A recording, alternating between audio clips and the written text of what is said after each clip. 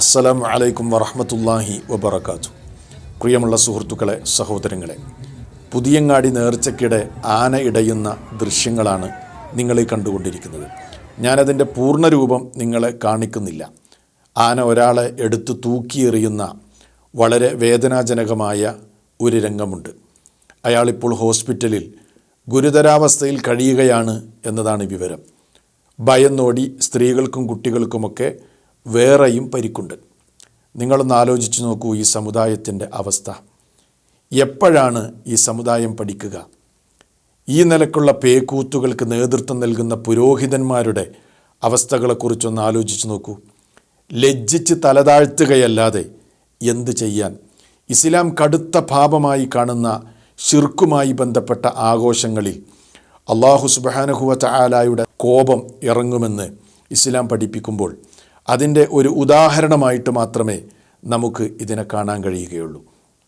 ഈ ജാറങ്ങളിൽ നടക്കുന്ന ആണ്ടുത്സവങ്ങൾ, അതുപോലെ തന്നെ ഉറൂസുകൾ, നേർച്ചകൾ, ആണ്ട് നേർച്ചകൾ തുടങ്ങിയ ഈ നിലക്കുള്ള ഓമനപ്പേരിട്ട് നടത്തുന്ന പേക്കൂത്തുകൾ, ഇതിനൊന്നും ഇസ്ലാമുമായി യാതൊരു ബന്ധവുമില്ല എന്ന് സഹോദരങ്ങൾ മനസ്സിലാക്കണം.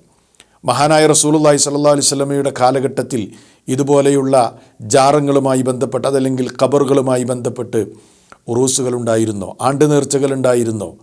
ഈ നിലക്കുള്ള പേക്കൂത്തുകളുണ്ടായിരുന്നോ? ഒരിക്കലുമില്ല. നബി തിരുമേനി സ്വല്ലല്ലാഹു അലൈഹി വസല്ലമയുടെ സ്വഹാബത്തിന് ഇത് പരിചയമുണ്ടോ?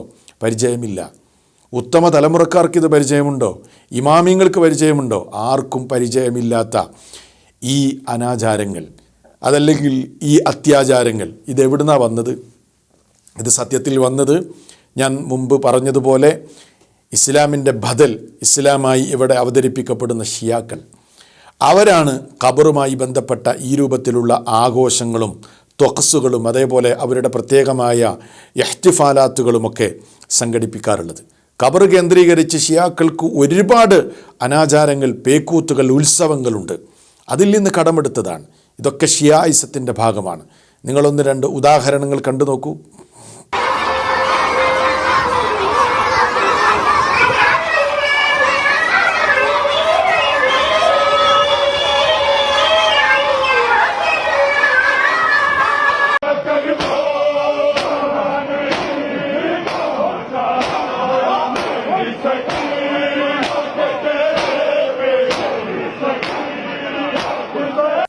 കണ്ടില്ലേ സുഹൃത്തുക്കളെ?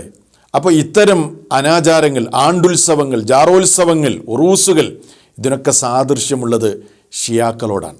അതല്ലാതെ ഇത് അഹ്ലുസുന്നത്തിൻ്റെ പാതയല്ല. എന്നിട്ടും നോക്കൂ നിങ്ങൾ, ഈ അത്യാചാരങ്ങൾക്കും ഈ ശിർക്ക് ഖുറാഫാത്തുകൾക്കുമൊക്കെ നേതൃത്വം നൽകുകയാണ് പുരോഹിതന്മാർ. ഇസ്ലാമിൽ ഖബർ സിയാറത്തുണ്ട്. ഖബർ സിയാറത്ത് സുന്നത്താണ്. എന്തിനാണ് ഖബർ സന്ദർശിക്കുന്നത്? മരണത്തെക്കുറിച്ച് ഓർക്കാനാണ്, പരലോകത്തെക്കുറിച്ച് ഓർക്കാനാണ്. മനുഷ്യന് നന്നായി ജീവിക്കാൻ, അതവനെ സഹായിക്കാനാണ് ഖബർ സിയാറത്ത്. എന്നാൽ ഇവർ ഈ നടത്തുന്ന പരിപാടികളോ, അവിടെ ആനന്ദങ്ങൾ കണ്ട് ആസ്വദിക്കുന്നു, സർവ്വ പേക്കൂത്തുകൾ നടക്കുന്നു. എന്നിട്ട് അതിന് പുരോഹിതന്മാർ ന്യായീകരിച്ചുകൊണ്ട് എല്ലാ നിലക്കുള്ള സൗകര്യങ്ങളും ചെയ്തു കൊടുക്കുകയാണ്.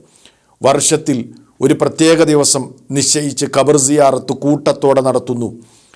അതിൻ്റെ പേരിൽ ഒരുപാട് നിലക്കുള്ള ഹറാമുകളും ഇസ്ലാം നിഷിദ്ധമാക്കിയ വൃത്തികേടുകൾ അവിടെ നടക്കുകയാണ്. പെരുന്നാൾ ആഘോഷത്തിൻ്റെ പ്രതീതി ഉണ്ടാക്കുന്ന നിലക്ക് ഖബറുമായി ബന്ധപ്പെട്ട് ആഘോഷങ്ങൾ സംഘടിപ്പിച്ച് അവിടെ വൃത്തികേടുകൾ ചെയ്ത് ഒരു ഉത്സവപ്പറമ്പിനെ അനുസ്മരിപ്പിക്കുന്ന രൂപത്തിലുള്ള പ്രവർത്തനങ്ങളാണ് ഖബറുമായി ബന്ധപ്പെട്ട് ചെയ്തുകൊണ്ടിരിക്കുന്നത്. ഇതിനെ നമ്മൾ എതിർത്താലോ? എന്തൊക്കെ ന്യായീകരണങ്ങളുമായിട്ടാണ് പുരോഹിതന്മാർ വരിക? പല രൂപത്തിൽ അവരതിനെ ന്യായീകരിച്ചു കൊടുക്കും. ഈ തോന്നിവാസങ്ങൾക്കൊക്കെ പച്ചക്കൊടി കാണിച്ചു കൊടുക്കും. ഒരു മുസ്ലിയാർ ആനയെ ന്യായീകരിക്കുന്നതെന്ന് കേട്ടു നോക്കൂ. ആനക്കത്തെ കുഴപ്പം, ആന എന്ന് പറഞ്ഞ ഹറാമെന്ന് അറിയിക്കുന്നുണ്ടോ? ഖുർആനിൽ പറയുന്നത് ആനനെ തൊടാൻ പാടില്ല, കാണാൻ പാടില്ല, ഉപയോഗിക്കാൻ പാടില്ല. ഇല്ല, ഇത് മറ്റു മതസ്ഥരുടെ ഷിയാറുകളാണ്. അല്ല, ഷിയാറാണോ അല്ലെങ്കിൽ നമുക്ക് പിന്നെ ചിന്തിക്കാം. വേറെന്താ? ആനല്ലേ പറഞ്ഞു മറ്റു മതസ്ഥരുടെ ഷിയാറൊന്നല്ല.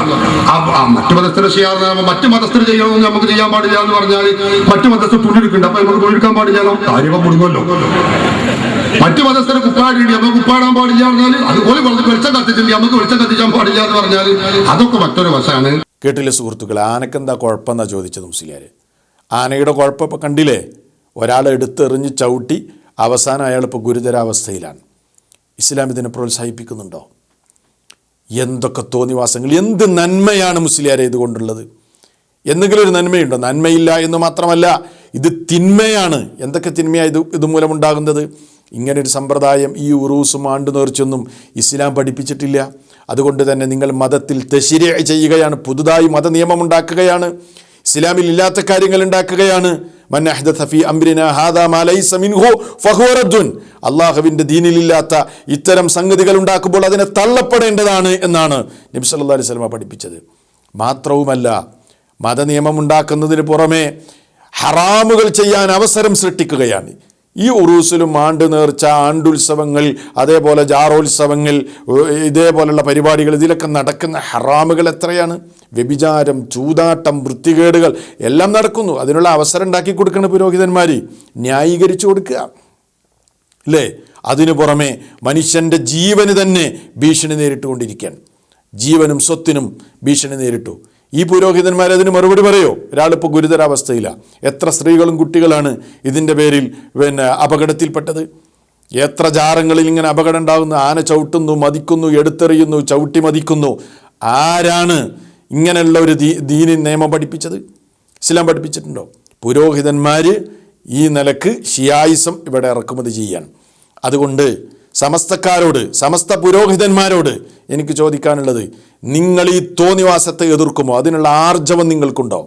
ഈ അപകടം നടന്നൊരു സാഹചര്യത്തിലെങ്കിലും വർഷത്തിലൊരിക്കൽ ഇങ്ങനെ പ്രത്യേകമായ ദിവസം നിശ്ചയിച്ചുകൊണ്ട് ഏതെങ്കിലും മഹാനെന്ന് നിങ്ങൾ പറയുന്ന ഇത്തരം ആളുകളുടെ ഖബറിൻ്റെ അടുത്ത് ആ നിലക്കൊരു പ്രത്യേക ദിവസം നിശ്ചയിച്ചു കൊണ്ടുള്ള ഖബർ സിയാറത്ത്, അതിനൊന്നും ഇസ്ലാമിൽ യാതൊരു അടിസ്ഥാനവുമില്ലെന്ന് തുറന്നു പറഞ്ഞ് ഈ നിലക്കുള്ള ഈ വൃത്തികേടുകളെ ഇല്ലായ്മ ചെയ്യാൻ, അതിനെതിരെ ശബ്ദിക്കാൻ, ജനങ്ങളെ ഇതിൽ നിന്ന് രക്ഷിക്കാൻ നിങ്ങളതിന് മുൻകൈയെടുക്കുമോ? അതിനുള്ള ആർജവം നിങ്ങൾക്കുണ്ടോ എന്നാണ് ഈ സന്ദർഭത്തിൽ എനിക്ക് ചോദിക്കാനുള്ളത്. എൻ്റെ ശബ്ദം ശ്രവിക്കുന്ന സുഹൃത്തുക്കൾ, സഹോദരങ്ങൾ മനസ്സിലാക്കുക, ഇത്തരം അനാചാരങ്ങൾക്കെതിരെ നമ്മൾ ശബ്ദിക്കുകയും ഇതിനെതിരെ രംഗത്ത് വരികയും ചെയ്യേണ്ട കാലം അതിക്രമിച്ചിരിക്കുന്നു. അള്ളാൻ്റെ ദീനുമായി ഇതിന് യാതൊരു ബന്ധവുമില്ല എന്ന് നിങ്ങൾ മനസ്സിലാക്കുക. അതുകൊണ്ട് കൂടുതൽ പഠിക്കാൻ ശ്രമിക്കുക. ശരിയായ ഇസ്ലാമിനെ മനസ്സിലാക്കാൻ അള്ളാഹു തൗഫീഖ് നൽകി അനുഗ്രഹിക്കുമാറാകട്ടെ.